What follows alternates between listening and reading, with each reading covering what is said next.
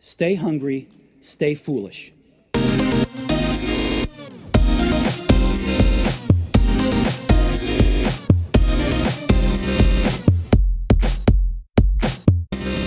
The key to success in sales and marketing often lies in the art of persuasion. But in a world of distractions, it can be challenging to capture the attention of your audience and tap into their decision-making process. Today's guest is founder of SalesBrain, the world's first neuromarketing agency, built upon 2 decades of research on the effect of advertising and sales messages on the human brain to create a breakthrough persuasion strategy. Based on the latest research in neuroscience, media psychology, and behavioural economics, today's guest makes understanding the complex science of persuasion simple.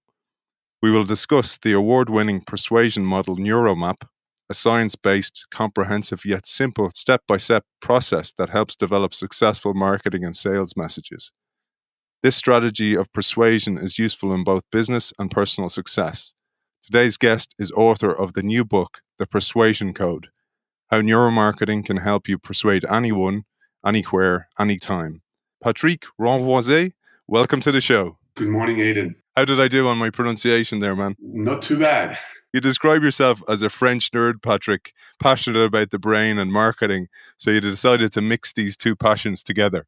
That's right. It took me a while to figure this out, but I've spent my life selling complicated and expensive things. I was actually with a computer company called Silicon Graphics for many years, and I sold multi-million-dollar supercomputer. But I was always puzzled by the fact that nobody ever taught me the science of persuasion. In other words, a lot of people think that persuasion is as much an art as they are a science, but I am a scientist at art, so the artistic part is not my forte. So I've been trying to remove all the art out of persuasion. We shared a link before the show that 30% or more of the US GDP is actually based on this art of persuasion now. Yeah, if you think about it, you get persuaded 100 times a day, be it by a billboard that you're seeing when you're driving your car, being by your spouse who is trying to get you to make coffee early in the morning, being by your kids that are trying to get a little bit more pocket money. Whatever it is, people are always trying to persuade you to get to what they want. When I read the book, the first thing that came to mind was the Henry Ford quote: if I asked them what they want, they would have said a faster horse.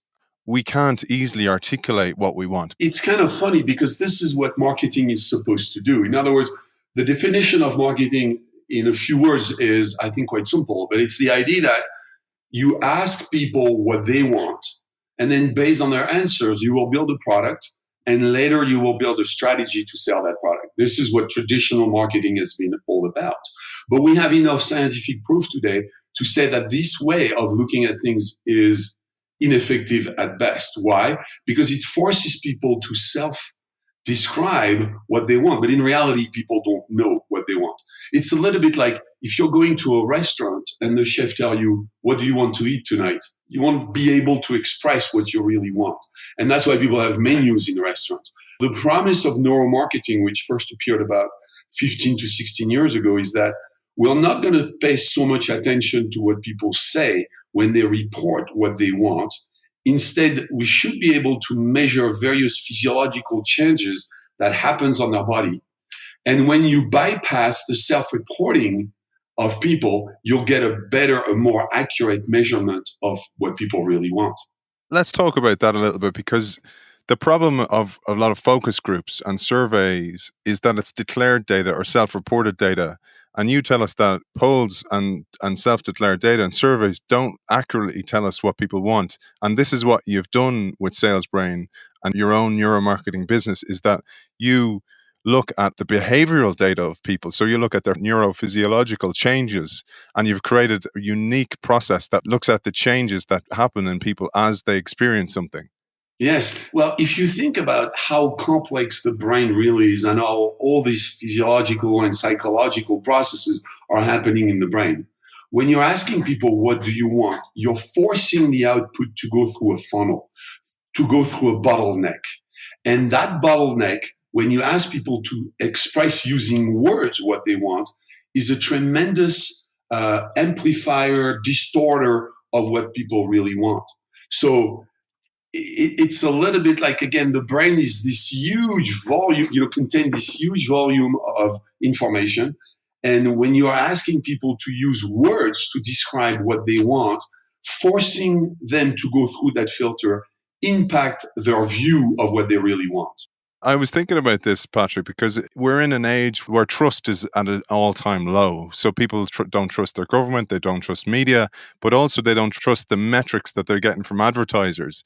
And that you have developed this process where people can actually see in real time what actually people are thinking, not or what are they feeling, what are their emotions telling us. And I thought about the blocker to that because it's still being held back a little bit. I suppose marketers are a little bit embarrassed because they didn't know about this and they've been working with old models. And now's their chance to actually just go, you know what? We didn't know this existed and it's time to shift towards a totally new model. Well, what's happening is there are really two worlds out there, if you want. There is the world of neuro, where you have a number of researchers that understand some of these concepts. And then you have the world of marketing, in other words, the world of business. And these two worlds do not talk. These two worlds are completely separate. And what's happening, and I want to believe that we were one of the companies that helped create a bridge between those two worlds, is we are starting to help a lot of business people understand what only a few researchers knew. And of course, this is creating a big wave because now all of a sudden we can come up with a model that explains how persuasion works. In other words, up until recently, all this science of persuasion was so complex that nobody ever came up with a single model that explains human decision. So this has been our contribution, if you want. We wanted to create a simple yet 100% scientific model of what people do with their brain when they make a decision. Let's start looking at under the hood, literally, at what's going on in the brain. You talk about three critical systems: the reptilian complex, the limbic system, and the neocortex. Yes, that's right. Actually, in our first book, we talked about these three layers in the brain. In our new book, we've used the latest research on this, which suggests that the reptilian brain and the middle brain should be considered one single brain. So we talk about the primal brain, which is the reptilian brain and the middle brain, and we talk about the rational brain, which is the neocortex. In fact, Daniel Kahneman, who won the Nobel Prize in Economy in 2002, also wrote a book on the subject, and his book is called Thinking Fast and Slow. And he talks about two systems in the brain. He named them System 1 and System 2. System 1 is the primal brain. System 2 is the neocortex. And Kahneman demonstrated, and in fact, this is how and why he received the Nobel Prize. In other words, he demonstrated, he just didn't say it, he proved it, that System 1 always win today. In other words, that our primal brain, although we want to think of us as rational people, our primal brain today still has more impact on our decision than our neocortex. You call this the bottom-up effect, and I love this. And when I thought about it, it was almost like, so your primal brain and your rational brain are driving around in a car all the time. And lots of advertisers and lots of marketers try to appeal to the rational brain, thinking that's the more clever brain or the more advanced brain, while it's actually the primal brain who's kind of nudges the rational brain and goes, hey, this is worth looking at. This is of interest. And that totally changes the game. Yes, you're right. And you've used a very interesting word, which is the word nudge, because there is another author by the name of Richard Thaler who wrote a book called Nudge. And Thaler was a student of Kahneman. And Thaler also won the Nobel Prize in Economy, not in 2002, but in 2017. And Thaler also talks about System 1 and System 2, and is also convinced that the key to persuasion is about impressing upon System 1 or the primal brain. And you've built on that work, including your earlier work on neuromarketing. You've built on this to bring it right through all the way to sales. Let's talk about attention, because attention is the new battleground, really, because it's a place where many people are struggling with their focus and attention, and also the flood of messages we get every day. You tell us about reflexive attention. I thought that would be really interesting to share that with our audience. Yeah, so the field of attention is a very, very complicated subject that neuroscientists are trying to crack. And I think the best way of explaining it is the following. If you take a typical brain processes about 11 million bits of information per second. So, you're sitting right now, and maybe some people are listening to this radio show, and their brain is receiving a tremendous amount of information. They have information that comes from their five senses. So a lot of information comes from the visual sense, then their touch, their smell, etc., and all the internal processes that goes on inside their brain. Unfortunately, they cannot attend to these 11 million bits of information that comes to them, and they can only process 50 bits of information per second. And this is what defines attention. Attention is what helps us put most of our focus on only a limited set of processes or information. So it's a little bit like this, right? Like imagine you're driving in the dark at night. And imagine so first of all, you're still driving, so you're getting all the information about the speed of your car and the lights that you see in front of you. But you're still thinking about a lot of things. In other words, you might be thinking about what you're going to be eating tonight, that you have too much work and all of that. So that focus, those 50 bits of information that you can focus on, are dedicated to help you drive the car and think about what you're thinking. However, if a light flashes on your right-hand side, that flash of light will force your attention to go through that flashing light. It's like a reflex function. It's just like when you eat your knee and it contracts your muscle. That flashing light will force your attention. It will result in you turning your head towards that source of new information. Right? So that's what the field of attention is all about. And as you can imagine, marketeers are trying to get your attention because they want you to take the next click. They want you to spend a little bit more time on their homepage. They want you to, at the end of the day, decide to click on the buy button. So people are competing to get that little bit of attention. And people are trying to define what attention is, but it is really, really complicated. So what we're trying to do with our model is to make all that field of attention a lot easier so that marketeers can now know what they should be doing. And I will give you one quick example that talks about attention, but it's the notion of contrast. In other words, without contrast, it is very hard to pay attention. If I go back to my example of the person driving in the dark of the night, what makes them turn their head towards this flashing light is the fact that everything was dark outside except that flashing light.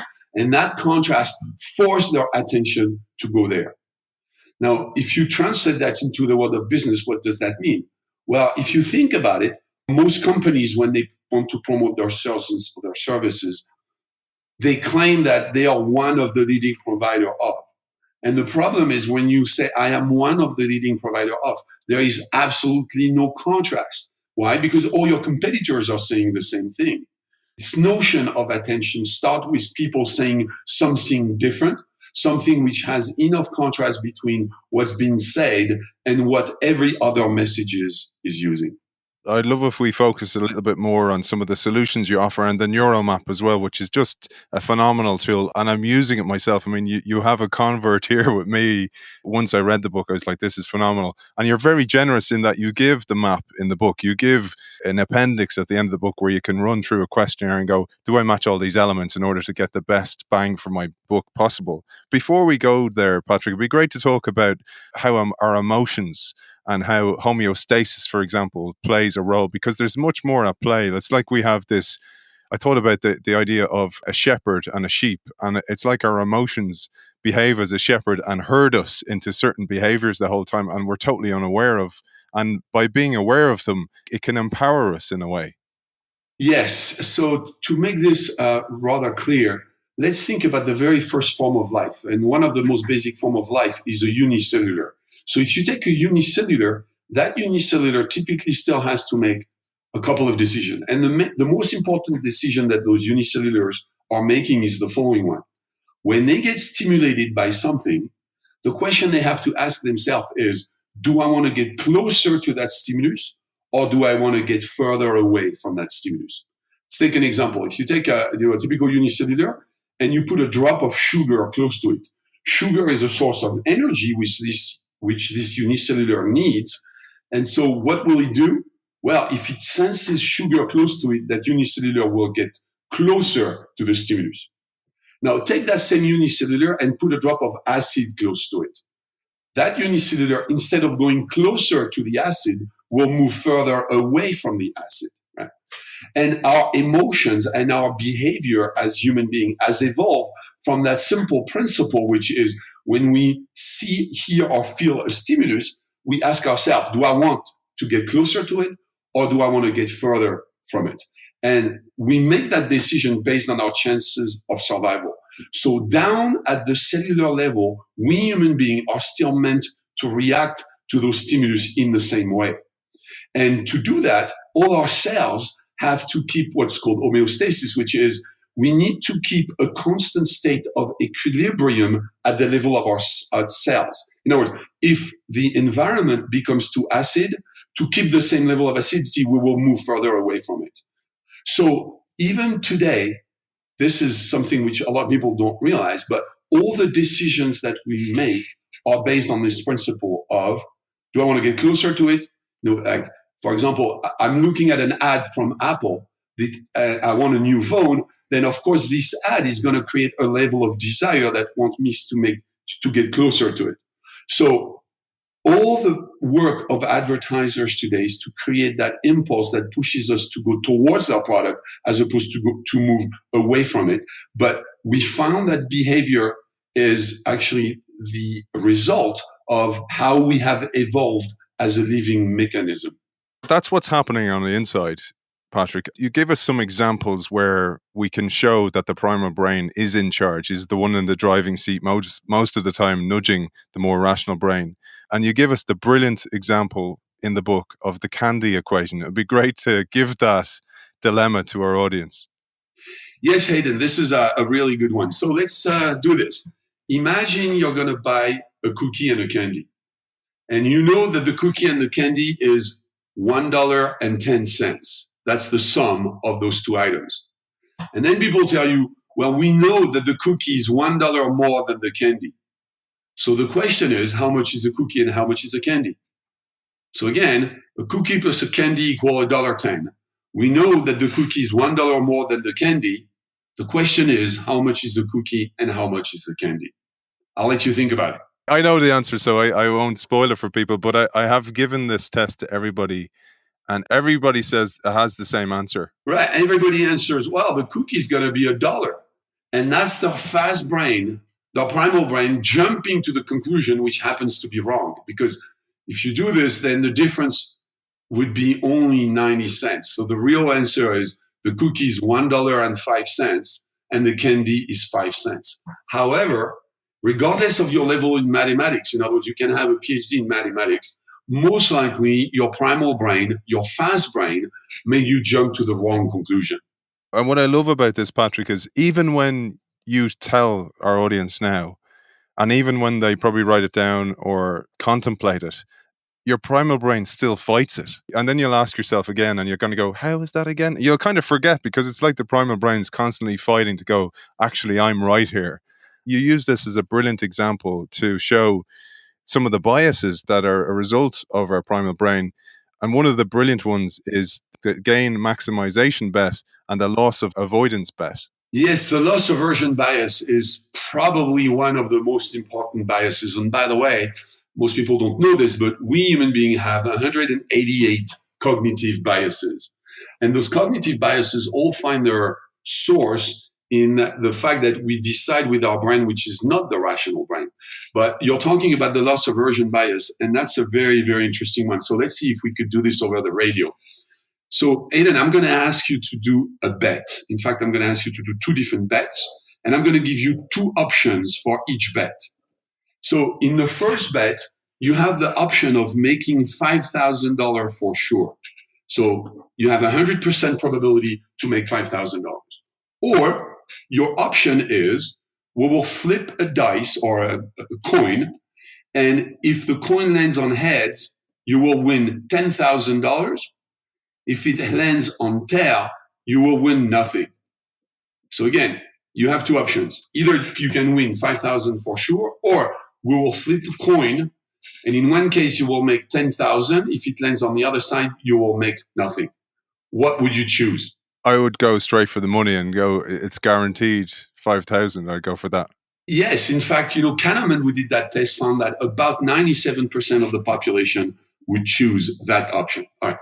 So far, so good. Now let's do another test now, another bet. In this other bet, your first option is to lose $5,000 for sure, or we can flip a coin and you can lose $10,000, or you can lose nothing. So what would you choose? Again, you have two options. You can lose $5,000 for sure, or you can lose $10,000, or you can lose zero. And what will decide is the toss of a coin. So in this, Patrick, I'd go for the flipping the coin because it seems like the only rational choice that I have. Right. And that's also what Kahneman found, that 97% of the population would choose that. But if you think about it, it does not make sense. In other words, we're going to see these two options written, it doesn't make sense. In the first option, you choose to win the $5,000 for sure. In the option when you will lose something instead of gaining something, you are taking more risk by, having an option to lose twice as much. Now, researchers have given a name to this, and they call it the loss aversion bias. In other words, when we own something, we don't want to lose it. The negative emotion of losing it is not the equivalent of the positive emotion of making the same money. And in fact, some researchers have even been able to quantify it. And the quantification of that loss aversion bias is very, very interesting because it explains a lot of things. But let me tell you what the magic number is. The researchers that have quantified that loss aversion bias came back with the number of 2.3. And let me tell you what that 2.3 means. Now, imagine I'm going to sell you, let's say, a pen. And imagine this pen is worth $2.3. If we didn't have the loss aversion bias, logic would say that if I sell you an object, a pen, which is worth $2.3, then you would be willing to pay $2.3 for it because this is a fair trade. On one hand, you receive the equivalent of 2.3. On the other hand, you pay $2.3 for it. But because of the loss aversion bias, the negative emotion that you will feel by having to pay $2.3 suggests that you would want to receive an amount of value which is 2.3 times that amount. So in reality, when you buy something which is worth $2.3, you are only willing to pay $1 for it. Because we are non-symmetrical when it comes to experiencing emotion, we have that loss aversion bias. And if you think about it, that explains a lot in sales and marketing. In other words, that explains why it is hard to sell. Why is it hard to sell? Because whatever it is you're selling at a price of $1, people are not expecting to receive $1 in return. They're expecting to receive $2.3 in return. So said in lay term, that means everybody wants to drive a Porsche, but people only want to pay the price of a regular Toyota for it. I found this one really interesting in respect to this show because we talked on the show about trying to sell an idea to your boss or trying to sell innovation within an organization, or if you're a change maker or a maverick within an organization, it can be very, very difficult to sell a brand new concept that could be a new business model. And I thought the way you describe it so brilliantly and so simply, which is a very difficult thing to do with such a complex theme, is when you're trying to sell a new innovation theory or a new business model, the people, even though they know the old business model is broken, won't let go of it. And you have to do so much work. And I'm sure you see it in your work because in your work, it makes total sense when you read it. But you're trying to get people to let go of the old mental models and accept the new. And therein lies the huge problem. Yeah, the threshold of change, as you say, is very, very high. And in fact, some researchers have proven that for us to change, our brain experiences the equivalent of torture. If you think about it, I assume that you like coffee in the morning, do you? Yes, man. As you know, I lived in Toulouse like you did, so I got addicted. Right. So, every morning when you wake up, you're in the habit of drinking that cup of coffee. So your neurons, as you are drinking and sipping on that cup of coffee, they fire in the same pattern. And if your doctor, for whichever reason, told you, well, Aidan, now you cannot drink coffee anymore, it's bad for you, you're going to have to switch to green tea without sugar. That change of the experience of drinking green tea over coffee now requires your brain to fire those neurons in a different pattern. And forcing that change of pattern is extremely, extremely painful. In other words, our primal brain, our brain that decides what we want, is the brain of habits. And once we have a certain habit, to break it is very, very difficult. And once again, you have to prove to people that they will gain so much more to force them to go through that painful experience. Patrick, you say there's 188 biases that we suffer from. I thought it'd be really interesting to share a couple more before we start looking at how we can unwrap them and fight against them. And the other one that you talked about that's really interesting when it comes to pricing and it comes to marketing is anchoring bias. Yes, so the anchoring bias is a well-known one by people who've been involved in negotiation for a long time. And it is that once you set people's brain into an area of value, they will have a really hard time to move away from that. That's why they call it the anchoring effect. And the idea is, when you're in a negotiation situation, the first one who suggests a price is going to lose because the price is only going to go higher if you're the seller and it's going to go lower if you're the buyer. In other words, once people have set their mind into one direction or one amount of value, it is very hard for them to go beyond that. So the idea is, if, for example, I am selling you something, I want to create the perception that that something is extremely expensive. Because if you buy a Louis Vuitton bag at $500, you're going to be making a good deal. Why? Because you have anchored your brain towards the idea that a Louis Vuitton bag should be in the $2,000 to $3,000 price point. However, if I sell you any other brand which is not in my mind as luxurious as the one I just mentioned, Louis Vuitton, and I tell you, well, maybe you should buy my bag. It's only $300. $300 might seem to be an incredibly high amount of money if that brand is associated with a much lower price point in the first place. So this is the anchoring effect. And of course, anybody who is trying to sell need to set your mind towards the fact that their product is so much more valuable than what people think. And you unlock this. I mean, you don't just give us all the problems and all the biases. You set this up first and you go, look, this is what you're dealing with. And then you start unlocking how we can actually act in this world with the primal brain. And you talk about 6 stimuli needed for any persuasive message. It'd be great to share those 6. Yes. So as we said, human beings are afflicted by 188 cognitive biases. And those biases are by nature rather complicated. In fact, that list keeps evolving because we keep discovering new ones almost every year. Some of them are very old. We've known them for over 60 years, but some of them were discovered just a few years ago. And they all find their source in the fact that we are primal people and that we are driven by this system 1, our primal brain. So what we've tried to do, instead of forcing an explanation on 188 cognitive biases, which is very complicated, we have summarized these 188 cognitive biases in what is called 6 primal stimuli. In other words, you can help people understand human behavior by looking at what will truly make an impact on the primal brain of people, and what will really have an impact on those brains need to have a stimulus component, which can be summarized to 6 of them. So let me review them one by one quickly. The first one is self-centered or personal. In other words, by definition, we are selfish people. And most people don't realize how selfish we really are. Why? Because at the end of the day, every decision that we make is based on our own survival. So that's the first stimulus. It is personal. The second stimulus is contrastable. And we spoke already a little bit about contrast. And it's the notion that if you want people to react, you need to show them an image or an experience which will have contrast because it forces their attention. The third stimulus is tangible. In other words, the primal brain does not understand complex concepts. In fact, the primal brain barely understands words. Why? Because if you think about it, words have only been around for about 10,000 years for written words, and they've been around only for about 50,000 years for spoken words. However, our primal brain, or system 1, is approximately 500 million years old.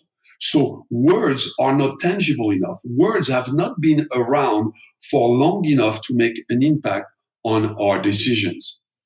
And if you think about it, because words are not tangible enough. And so again, I can give you a very simple example of that. But imagine we're locked into a room and you see smoke coming out of one of the doors. And if I tell you, don't panic, because if we panic, we may just trip over each other and somebody will die.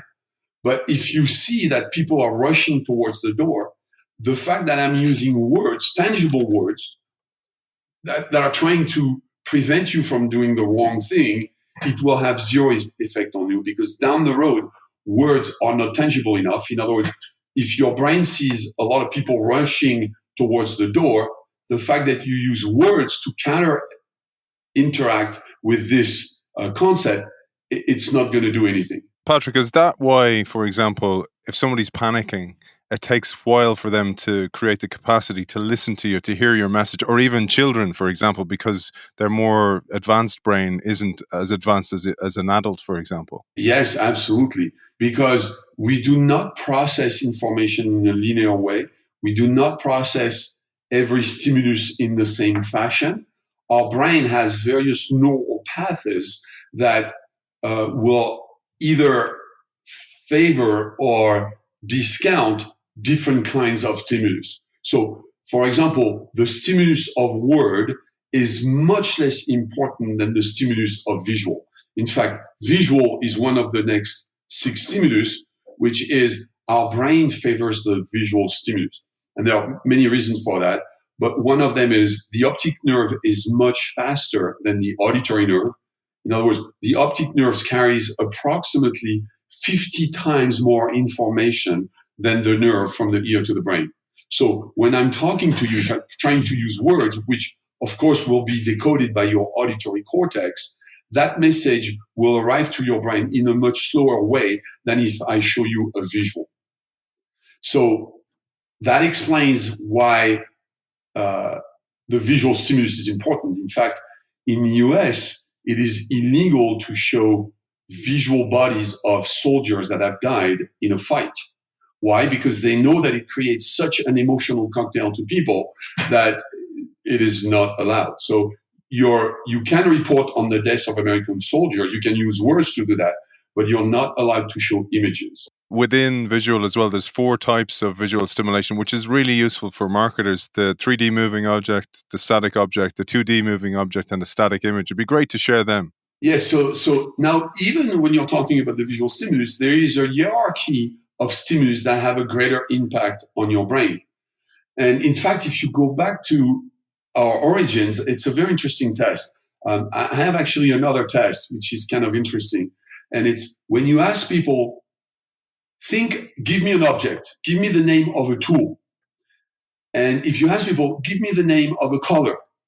And if I can disconnect your neocortex and your primal brain at that moment, and usually the way to disconnect that is to ask people, prior to asking those 2 questions of think of a tool, think of a color, and give me what this tool and this color are. If I can force your neocortex to do something like a little bit of math, for example, when then you're faced with the question, think of a tool and think of a color, I will access more directly your primal brain. Then guess what happened?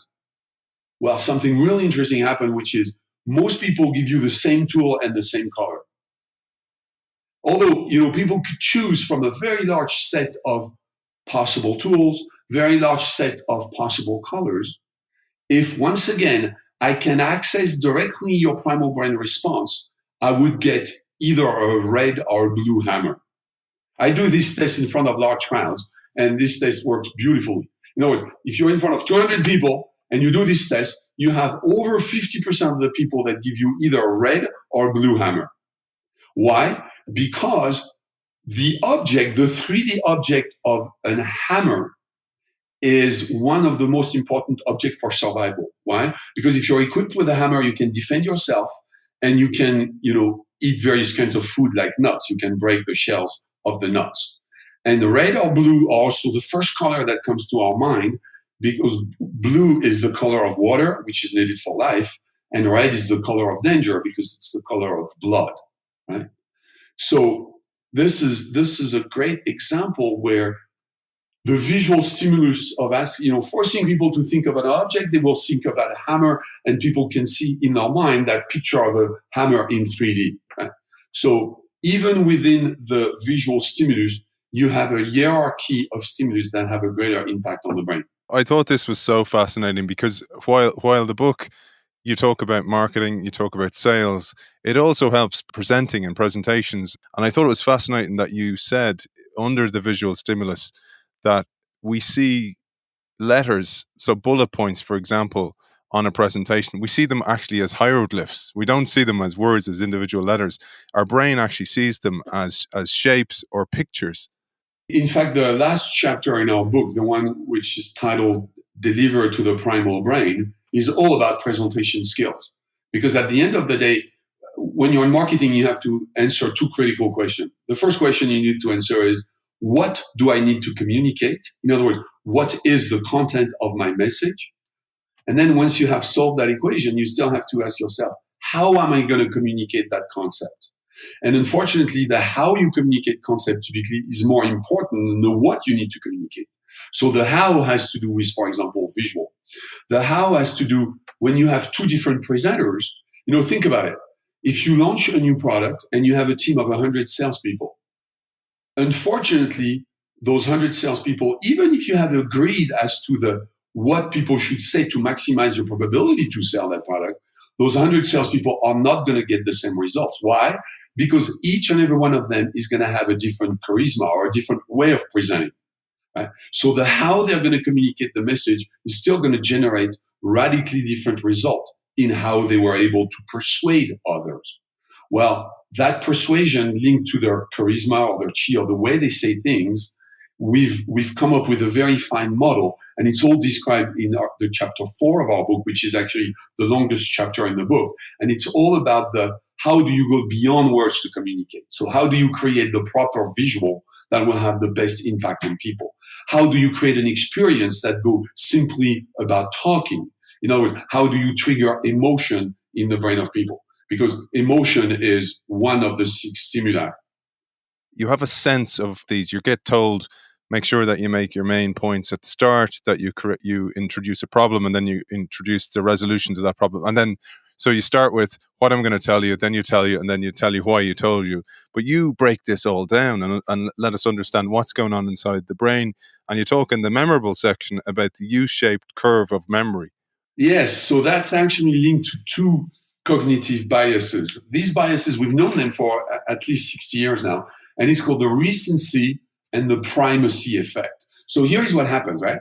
If we were a logical thinking machine, and imagine if I was going to pitch you on something, right? So imagine, Aidan, I'm trying to sell you a product, whatever the product is, and I'm going to give you 10 rational arguments about why you should buy my product. So imagine I'm going to give you only 10 words of why you should buy my solution. Logic would say that if we were rational thinking machines, we should be able to remember these 10 points in a linear fashion. In other words, that the probability that you would remember the first word or the last word or the middle word would be the same. But unfortunately, we discovered 60 years ago that it is not true. We have what's called the recency and primacy bias, which is when something is completely new. In other words, the first time I said a word on my list of 10 words, because it was the first time that I pronounced the word, people will tend to remember that word more. And the recency, so that's the primacy effect, it's the first one. And the recency effect is the last word that I said, in other words, the most recent in time from now, is the word that people will remember the most. And unfortunately, most people will forget most of the words in the middle. So we've known about that recency primacy effect for a long time. And these 2 cognitive biases, or the stimulus of memorable, what makes an event memorable, has huge impact on everything marketeers should be doing.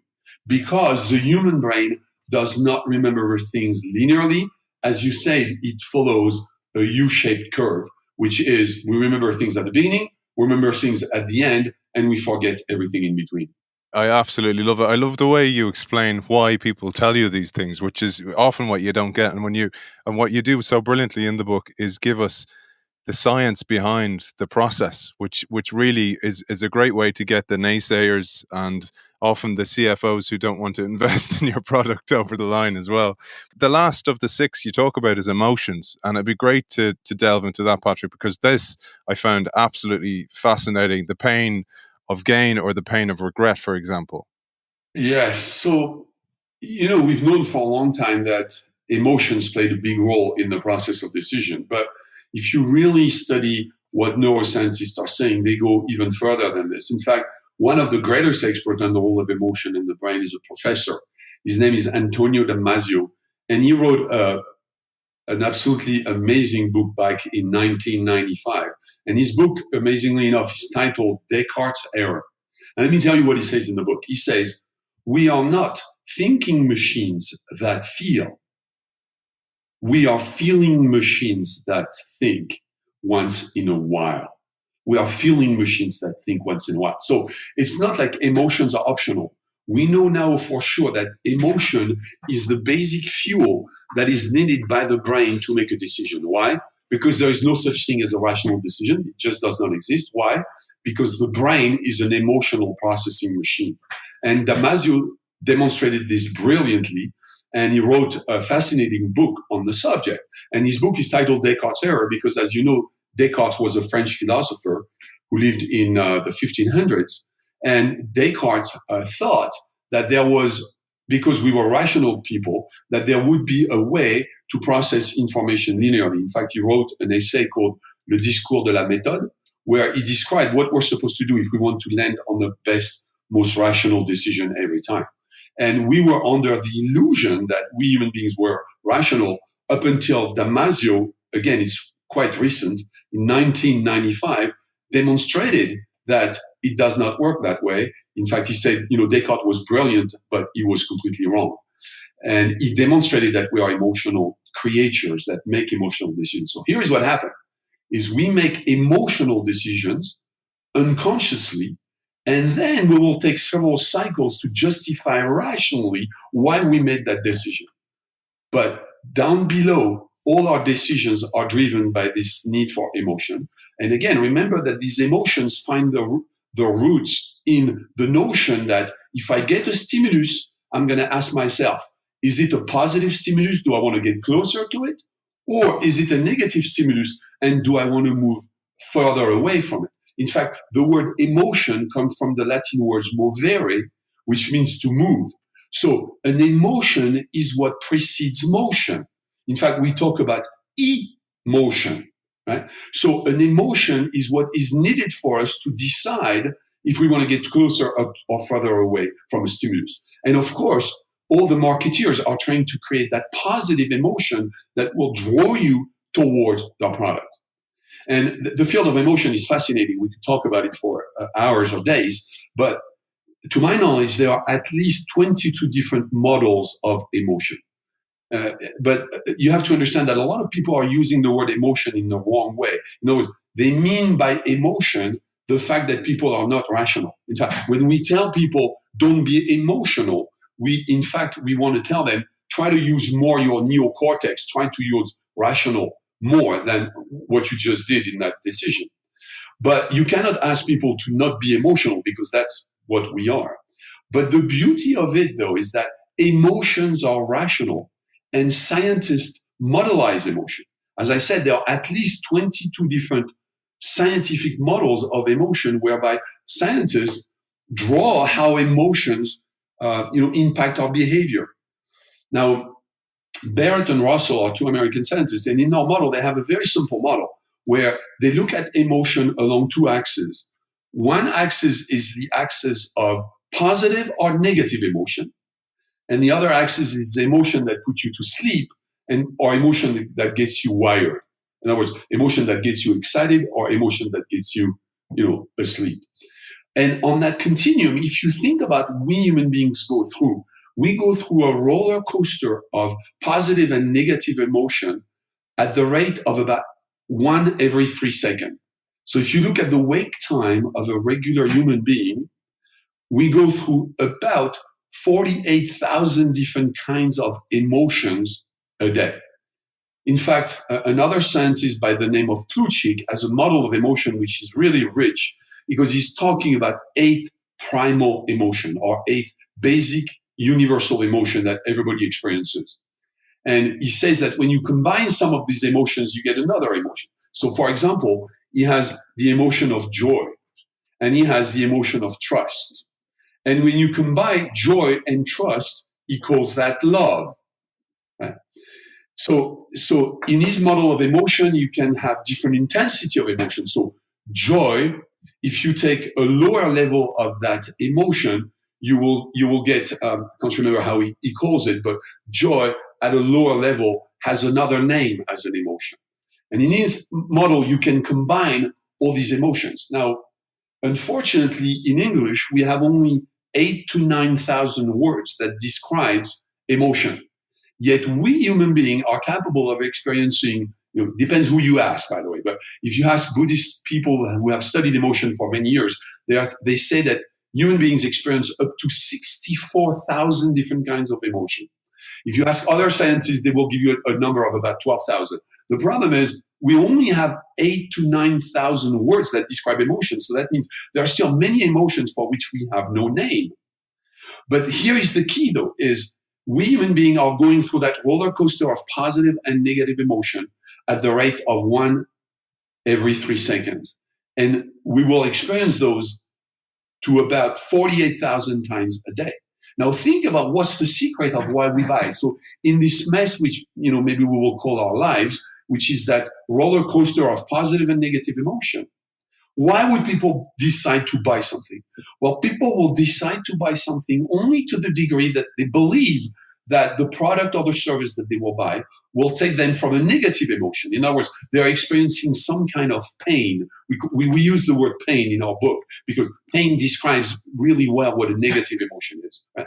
But people will go from a negative emotion, which we call pain, to a positive emotion, and that's the value of the product. Right? So imagine I lost I need a new car. Well, I'm thinking, so that's my pain today, right? My pain is my car makes a strange noise. I'm afraid that it will break any time now and I will be stranded in the middle of the highway. That's the negative emotion that I have. I really need a new car. I'm afraid my car is going to die any minute. So now I'm thinking, wow, I need to buy a new car. And if I buy a Porsche, I will look really good in that red sports car. So what would make me want to buy the Porsche is that positive emotion that, oh yes, I will look nice in that red sports car. So that's the promise, the secret of why we buy. The secret of why we buy is because we are made to believe that the product that we will buy will take us from a painful situation, a negative emotion, right? I need a new car. My car is going to break. To a positive one, oh, I'm going to look great in that red sports car. Now, in the case of that red sports car, I know, however, that I will have to pay for it. And paying for the product creates a negative emotion, right? So the secret of why we buy is that marketeers want to make us believe that at the end of the day, the positive emotion that we will experience when we will buy the product will be greater than the negative emotion that we are experiencing linked with the fact that we have to pay for it. And to make things even worse, we know that that negative emotion fundamentally needs to be multiplied by 2.3 because it's the loss aversion bias, right? So again, the sacred grail of persuasion when it comes to selling something is to make the audience believe that the positive emotion that they will experience is greater than 2.3 times the negative emotion that they will experience by having to pay for the product. And that's how emotions play in every decisions we make. When you think of the competition and homogenization of brands, this knowledge for people is absolutely gold. We've talked about a lot of the problems and built up the pain for so many of us, overcoming the primal brain, overcoming all the cognitive biases. You give solutions, and the NeuroMap is fantastic, very easy to use. But it'd be great to finish up with delivering to the primal brain. You mentioned this chapter earlier on, chapter 8, very long and detailed chapter, and you include 6 persuasion elements and 7 persuasion catalysts. It'd be great to finish with them briefly, Patrick. Yeah, so let me give you a couple of ideas. So on these persuasion elements, think about how people traditionally try to influence people. In other words, I've been in the computer business for a big period of my life, and I have seen thousands and thousands of corporate overviews. And in the corporate overview, people talk about who we are, what we do, our people, our technology, etc. And that has very little chance to influence people because it's so self-centered on me. And by definition, my prospect, primal brain, is personal, so they only care about themselves. And because the attention span of people is very short, the idea is how can you communicate your value proposition? In other words, how can you get the brain of your audience to quickly, and when I say quickly, I only talk about a few seconds, understand how if they buy your product, they will experience that positive emotion. So, using words to try to create an emotion is very, very difficult. So we have this notion in the book of how can you grab the attention of your audience by communicating to them in less than 7 seconds some kinds of experience that will help them leave the experience of that positive emotion. And I will give you a very simple example that people typically understand because it's very easy.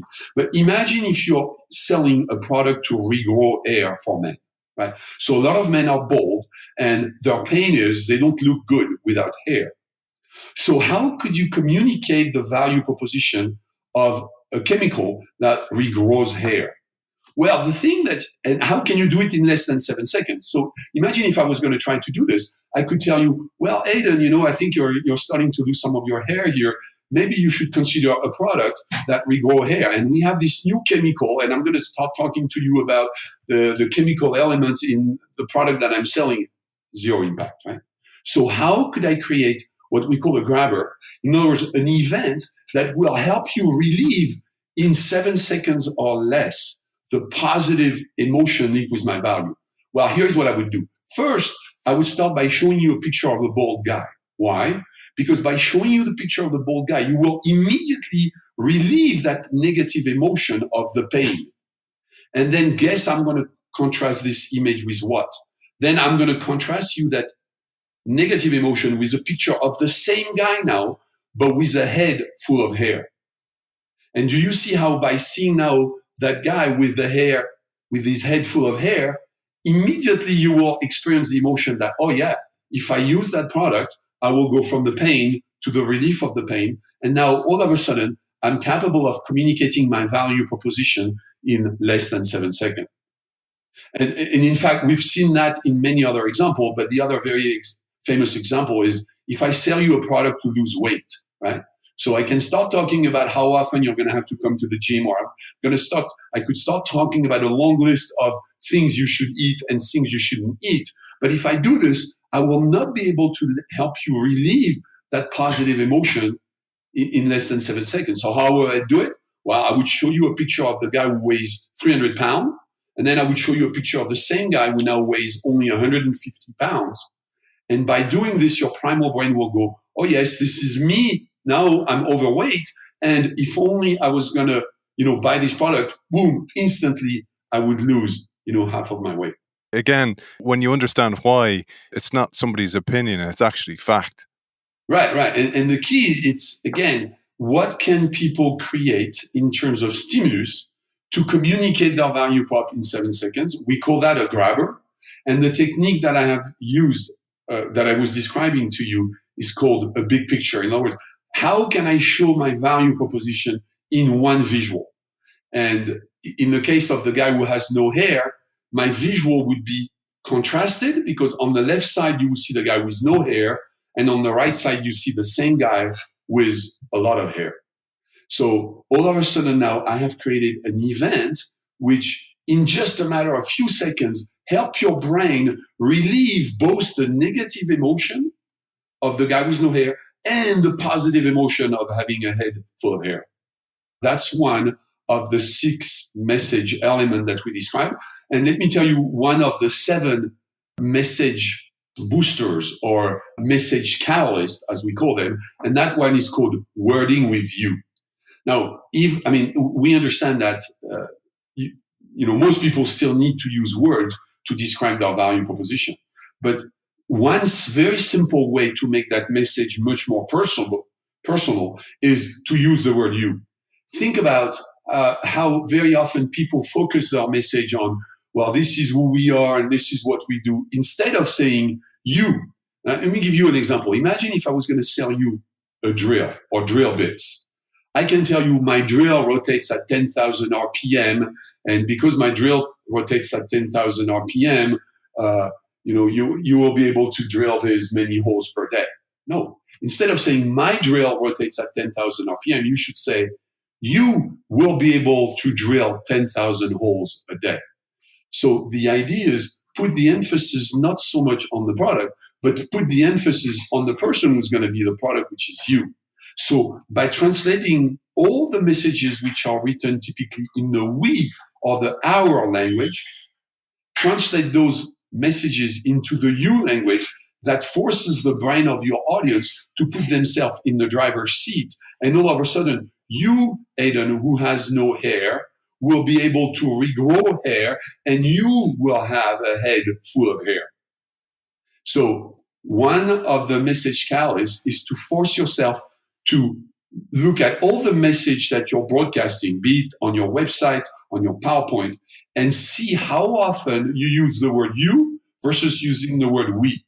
And we tell people, if your ratio is greater than 50%, you're in trouble. A good ratio should be 80% of the word you're using should be written in the you language, and only 20% should be in the we language. Your message should be focused on the prospect. Therefore, it should be written in the you language, you, the prospect, you, the potential buyer of my solution, not me, the seller of my own solution. One simple way, again, to increase the impact or to make your message catalyzed around the persuasion model is to make sure that they are written in the you language. It's such a brilliant book, Patrick, and we only scratched the surface of it today. We didn't even get into NeuroMap.